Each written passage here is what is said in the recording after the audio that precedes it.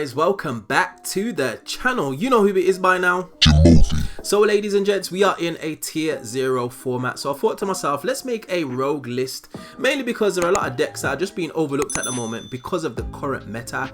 Now I'm not going to include some of the quote-unquote tier 1 decks like Fluunderies, Sprite, stuff like that, but I am going to go and look at some of the more rogue options that you probably see less frequently in like more upscale events like regionals, for example, or even YCSs. So without wasting any more time, ladies and gents, let's get straight into it. Now starting us off, I've started off with Branded Despia. I definitely think this is a meta contender. It's a couple of cards short still, and it's still getting support, and I do think if there's any kind of significant hit towards like Tier Elements and even Sprite, to be honest, I do think Branded Despia will have a large resurgence. Yes, Ash does kill the deck on the Branded Fusion, but because of the more options it's getting, more notably like Cartesia, branded in High Spirits, Fusion Deployment, you still can do a lot of things with the deck if your Branded Fusion gets ashed, which is typically what's going to happen if your opponent finds out you're playing Despia. But definitely a strong deck, definitely a deck that can take a few names. Next, which I'm going to put into the really good category, is Black Wings. Now this is actually format dependent, and the reason I say this is because the deck, like most of the rogue decks here, does die to Nibiru, to be honest. And if Nibiru was in the format and it does return to the format, I do think that Black Wings might struggle to establish a board. However, gone unchecked, it can play through a number of hand traps, to be honest, especially the low impact ones, but it can pump out a crazy board. Not to mention it's got a Masquerade style Synchro Monster which just burns you for every monster effect that you activate, as well as putting up like Full Armor Master, Hot Red Dragon of the Archfiend Abyss. It just does a lot, ladies and gents, and it OTKs out of nowhere. It can actually play a few go in second cards as well, and its engine's quite compact, so definitely a very good deck in my opinion. Next, I am going to put Crystal Beasts in meta contender, and there's one reason for this. You can search field spells, and any deck that can do that can abuse some of the more broken or more powerful field spells that we have in the game, most notably Zombie World and Necro Valley, which Crystal Beasts can take advantage of very easily. It can also play D-Shifter, Macrocosmos, as well as Dimension Shifter, D-Shifter, Macros Cosmos, as well as D-Fisher. So it does a lot, ladies and gents, and all of those cards basically just destroy the quote-unquote tier 0 deck, or even just most decks that are above it, to be honest. So definitely a very strong deck, and with some of the text that it's got in there, I do think it can make a dent, and I've seen a few lists running around and it seems to be really powerful, so definitely one to watch for the future. Next, Cyber Dragon. At the moment, ladies and gents, I'm going to put Cyber Dragon in casual. I would like the deck to be a lot better, but just with the way that the game is at the moment and its interaction with the extra monster zone being quite a pivotal way for it to kind of like clear boards, it's still difficult. It still can do a lot, can OTK out of nowhere, and if it goes unchecked, obviously it can do a lot of damage, but if it's interrupted, it can be stopped quite significantly, to be honest. I'm talking about 10 ending stops. If anything happens to your core, or if you got no way to extend past your normal summon, you're kind of stuck, to be honest. And it doesn't put up a threatening enough board going first, and then going second in today's meta, ladies and gents, is just not somewhere you really want to be unless your deck is just one card combo and just fully kitted out. So next, I'm gonna put Heroes in. This is a tough one. I want to put it in really good, but I believe it takes a good pilot. Now the reason why I want to put it in really good is because of Darklaw. Darklaw is just a tremendous card against some of the, obviously the tier 0, tier 1 decks. Just banishing everything on your opponent's side of the field is just crazy, as well as just sniping a card for punishing your opponent for searching, basically. However, heroes do die to a couple of interruptions. Nib just wipes their board. If you've got Nibiru and you wait till a hero player just does his full combo, you can literally just clear his board with one card, and then they're kind of stuck, to be honest. Their recovery is not great and they can get OTK'd. However, this deck does have quite a bit of OTK potential, so it's a difficult one, but I believe Heroes takes a good pilot to be able to get to the upper echelons of like a competitive event. DDDs, I'm gonna say it takes a good pilot. We all know how complicated DDDs are, and in this meta with bestials as well, I believe to be able to navigate some of the things that you might run into, you definitely need to be able to know exactly what you can do with the deck. And for one, I think it's very complicated. There are a lot of routes to quote unquote the same end board, but being able to navigate that through hand traps as well as playing with the cards in your hand, I think is really difficult. But it does take a good pilot, but it's not anywhere near where I consider like really good or even a meta contender. Dragoonity, I'm a little bit biased because I do like Dragoonity, and I do believe this falls into the same category of DDD. Now, Bestials have given this deck a little bit of a push, to be honest, and this goes in conjunction with Dragon Link, which is on here somewhere. But just being able to spit out a level 6 monster as well as having your normal combos, it's very pivotal for this deck, which likes to typically put out level 6 monsters going into some of their bigger synchro monsters. So just something to note, it does take a good pilot. It can put up a very oppressive board, especially with some of the Amorphages and Spheres being almost an OTK for the deck. But going second, it does struggle to establish a board, and it's just not as consistent as some of the other decks that you might typically find. Golden Lord, oh man, I'm gonna put him in do you know something that I don't? The reason being is because Bestials, as well as the Ishizu stuff, as well as T Elements, just absolutely destroys this deck. Like, all their traps just get shuffled back in the end phase, or shuffled back before the end phase. Golden Lord will just find himself banished because of a Bestial. Like, it's just a rough playing Outlich at this moment in time, ladies and gents. And to be honest, I can't see that changing anytime soon, even without like the tier 0 format that we're in. Like, he is just such a big target for his deck, and removing him is so easy from the graveyard. It just means that your opponent just can't play, and the deck just becomes a bunch of traps with no effects. So I can't. Golden Lord is definitely, Outlich is definitely a good deck, but I just can't see it doing anything in this current meta. Evil Twins, I'm gonna say it takes a good pilot. The only reason I say that, ladies and gents, is because it's got a 1-card combo, a very recursive engine. You can actually mix it with sprites, but you can put in a load of hand traps, and putting in so much defensive cards whilst also being able to establish your board, I feel like it's something that is a little bit overlooked, and it can take a few people by surprise, typically, as we're not seeing a lot of hand traps at the moment. So just decking your deck out with just like a load of hand traps just to stop your opponent from playing, and then having a 1-card combo is kind of like a good thing. So I'm going to put it in takes a good pilot, ladies and gents. I don't think it's good, but if it's piloted correctly, especially if you mix it with some of the sprite stuff, it can impact the meta. Exo Sisters, wow. This one definitely takes a good pilot. It does banish a lot of stuff. It does its thing. It is a control deck, but in today's meta, with the game being so fast, this deck struggles going second.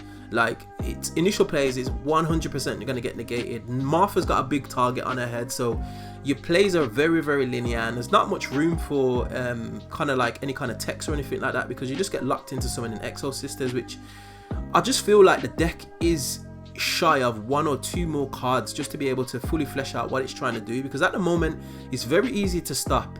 It's very easy to play against. It can play all of the horrible cards like D Fissure, Macro Cosmos, D Shifter, for example, but I just don't feel like it's strong enough. Mathmech, it's not casual. It does take a good pilot. In fact, I'm going to put it in really good. If this was in a tier 0 meta, Mathmech would definitely be up there, just for the powerful recursion of the deck, as well as its 1-card combo. You can almost play without a normal summon. You've got loads of disruption, loads of negation, and you can go into access code at the drop of a dime. So I think it's a really good deck. I just don't think it's good right now, which probably goes for a lot of the decks on this list. Goatee, I'm going to put it in really good. Banishing your opponent's cards whilst trying to establish a field is just a no-brainer. Yes, it can play D Shifter, it's very recursive, and it can make some crazy end boards, as well as abuse some of the water support that we've got most recently, not to mention Bahamut Shark and Toad. So yeah, I think Goat is a good deck. Dark Worlds, oh wow. I'm gonna put this in takes a good pilot. you know what? Actually, I'm going to put it really good. The reason I say this is because you can hand loop your opponent, and I've been playing this deck recently, and I recently took it to locals, and I'll probably upload a video of that later on this week. But hand looping your opponent is super strong. Now the argument is, does it go first or does it go second? Well, it can actually do both if you take your deck out correctly. Your side deck is vitally important in this deck, and I feel like just being able to just extend just for days is just something that you can't overlook. Not to mention being able to play skill drain and just put big monsters on board, which typically can be a bit of a problem. The Bestials, however, do kind of hurt this deck a little bit, especially if you're trying to recur a few monsters out of the grave. But in the correct meta, I do feel like it could be somewhat of a good deck.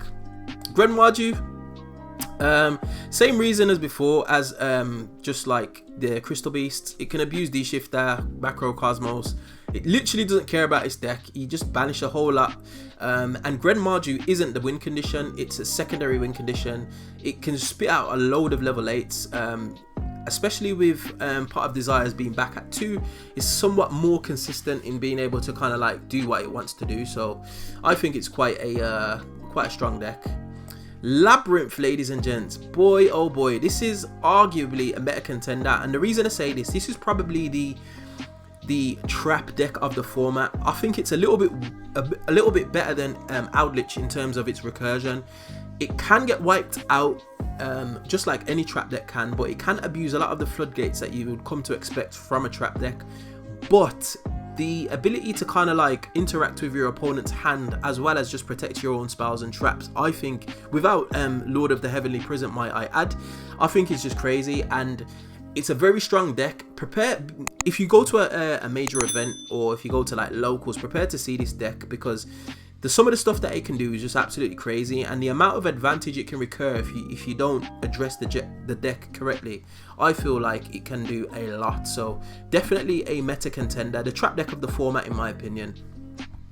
Next we got Draco Slayers. I think it's a really good deck. I do think it's missing a few things, but the ability to just non-target shuffle a card on the field back into the deck is just, yeah, you just can't argue with that, ladies and gents. It does have a big engine. It can't abuse some of the more defensive cards, because you need to see a lot of engine to be able to push through a board, which is typically something that pendulums like to do anyway. So I do think it's a really good deck for that. Also, I think I'm gonna say that Madolche, okay, I think Madolche is a really good deck. Quote unquote, it can accommodate some of the Ishizu cards, as well as some of the Vernisylph cards, which are absolutely fantastic, might I add. Just being able to abuse the Ishizu cards and just having a one card combo means that your deck is very, very flexible.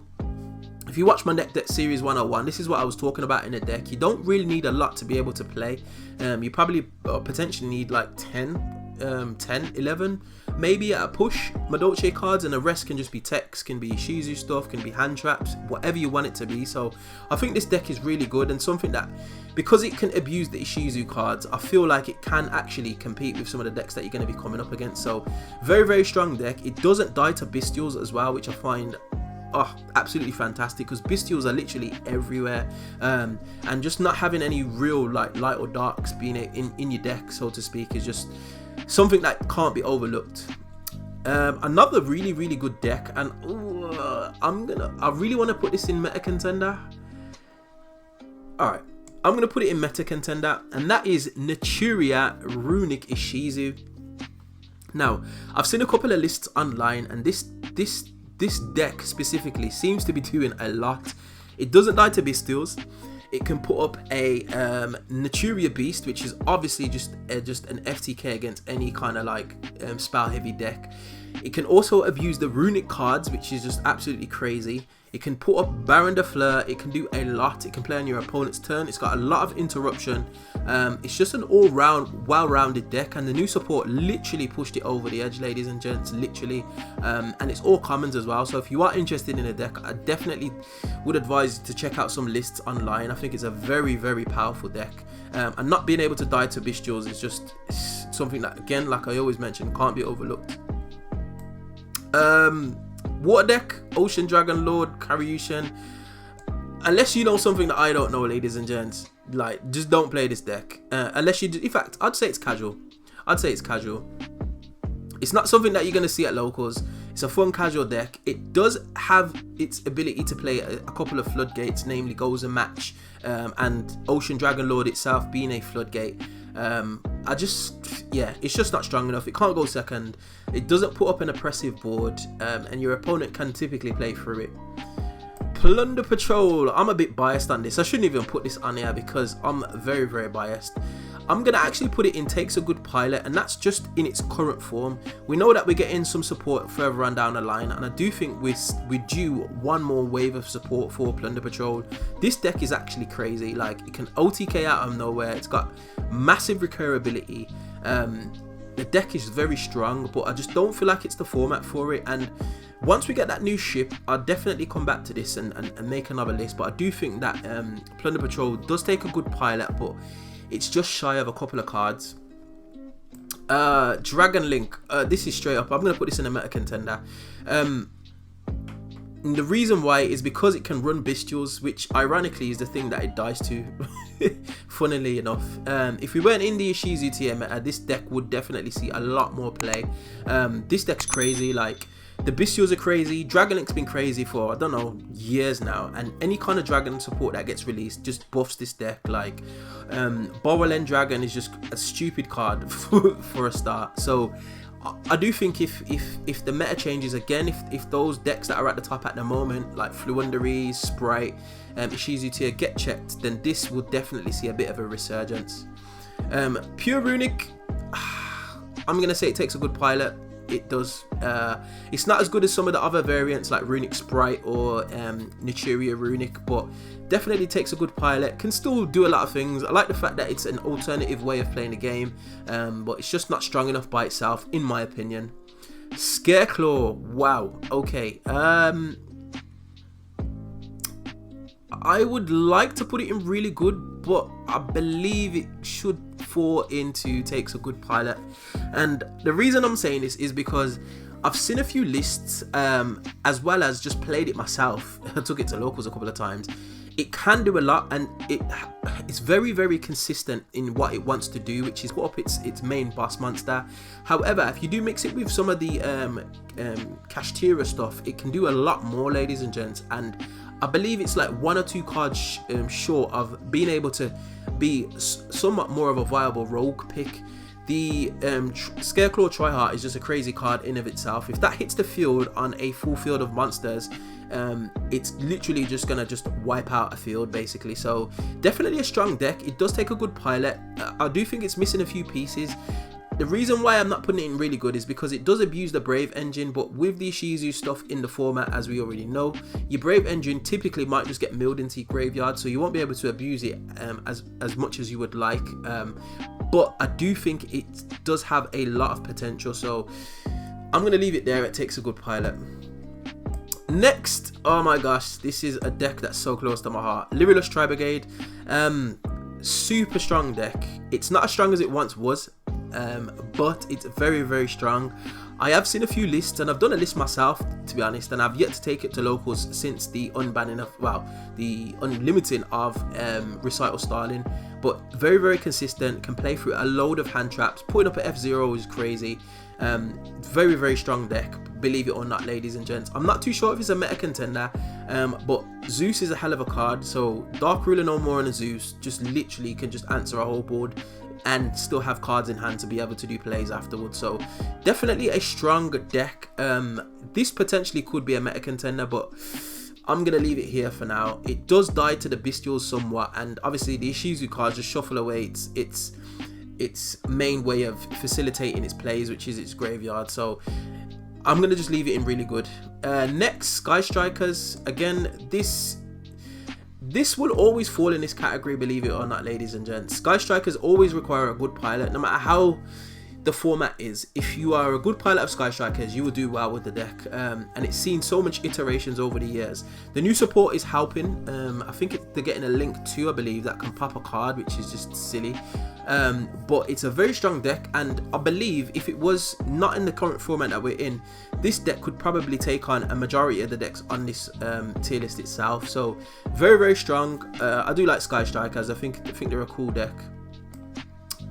Really good. Also, Sword Soul going first, it just like Baron and Chengying pass, or Baron and Chi Zhao pass with a couple of set traps is just not enough in today's meta, ladies and gents. And to be honest, that's where its downfall is. Going second in this meta, ladies and gents, is like it's a die roll basically. So unless you fully take your deck out into just committing to going second every single time, I feel like it's a really good deck, but it's not a meta contender. It's very strong in what it does. It's very, very consistent, but it just needs just a little bit something more, because typically you're gonna get outpaced even by like Branded Despia at times. You will just get outpaced, ladies and gents. So it's also very good deck, just not the right format for it. Punk, I'm gonna put it in takes a good pilot. Punk's pretty strong. I don't know whether or not it's good by itself or whether it should be an engine. Obviously, we used to see it splashed in a number of decks previously, and with the banning of Chaos Ruler, the Chaotic Magical Dragon, it's kind of waned off a little bit, and I don't really know where its place is. And it's hard to define it now, especially with Ishizu tier in the format, just where it should actually be going. So I'm going to leave it in takes a good pilot. I think the deck's crazy. Like, being able to draw so many cards on both turns is just silly. And being able to play a bunch of hand traps. If you're coming up against a rogue deck and you've got just a load of hand traps as well as an established field, you're always going to do well. So yeah. And last but not least, Dinos. Where do I put this? I'm gonna put it in casual, and shout out to Levi. Levi's probably looking at me now and just like gritting his teeth at me. But I think Dinos is a good deck, and I do think it takes a good pilot. However, I just feel like in the current format, it just can't keep up with some of the decks that are in ahead of it, basically. Obviously, Misk is a power card, and I feel like Misk is a weird card, and it's probably going to be bouncing between like semi-limited and limited just because of the power of the card. You put 3 Misk in this deck, and this deck is just it's definitely a meta contender, because just it can go unanswered basically. But with 1 Misk, it's just somewhat fragile, and enough interaction with the deck will mean that it just can't facilitate any of its plays, and it's kind of stuck. Also, it doesn't have a great load of recursion. It kind of just runs out of gas basically. So yeah, I'm gonna put it in casual. I do think it probably could be a bit more than casual, but in the current state of things, I'm gonna leave it there. In fact, I'll change it. This is for you, Levi. I'll put it in takes a good pilot. And that is it, ladies and gents. That is just my thoughts on some of the rogue decks that are in the format. Now, obviously, I did not include every single rogue deck that could potentially be put on that list. So if you do think I've missed anything, get at me in that comment section below. And as always, we find ourselves at the end of another video. If you do like this content, you know what to do by now. Hit that like button, share, subscribe, all of that beautiful good stuff, and I will definitely see you guys on the next video. Hope you enjoyed. Peace.